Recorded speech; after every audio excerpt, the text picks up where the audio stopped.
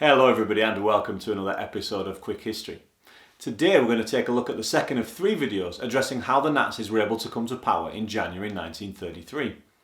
In this video we're going to take a look at how the Weimar Government struggled to cope with the Depression and the personal appeal of Adolf Hitler.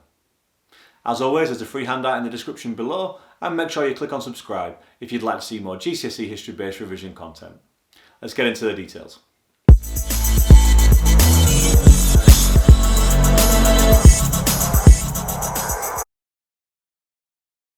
Another explanation for why the Nazis were able to come to power in January 1933 is people began to lose faith in the Weimar government as they struggled to deal with the issues facing them as a result of the Great Depression.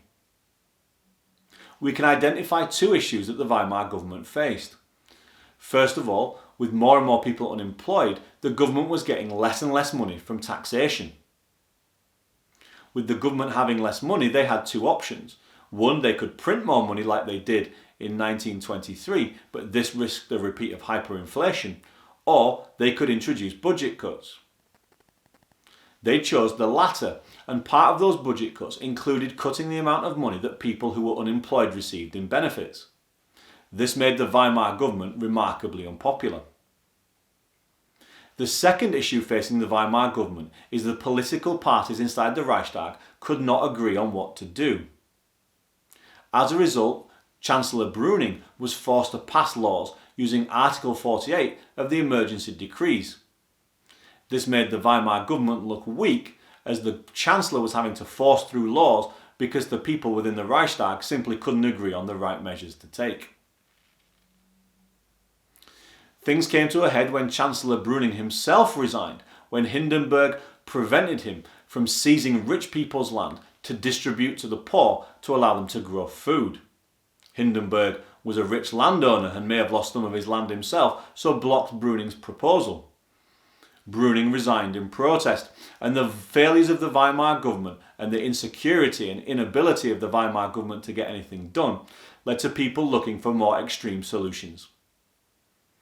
The Nazis, as we've seen previously, increased the amount of votes that they received, which meant that they went from having 12 seats in the Reichstag in 1928 to having 196 in 1932. It wasn't just the Nazis who became more popular, the communists also became more popular. They had 54 seats in the 1928 election, which increased to over 100 seats in 1932. Adolf Hitler's personal appeal to the people of Germany is something we also need to consider when asking the question of why Germany became led by the Nazis in January 1933. Adolf Hitler was tremendously popular and a powerful public speaker.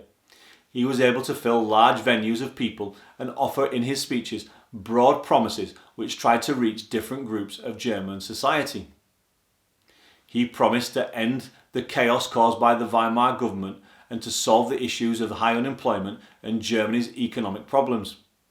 He promised to ignore the Treaty of Versailles, which he saw as a root of all Germany's problems, promised to rebuild the German army and make Germany a great nation again.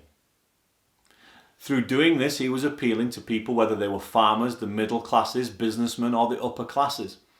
He was also very flexible in what he said to the German people. If he found that what he said was unpopular, he simply stopped saying it. Hitler's personal appeal was a great factor into why the Nazis were able to achieve power in January 1933. He offered clear, concise promises to the German people at a time when the Weimar government could do neither.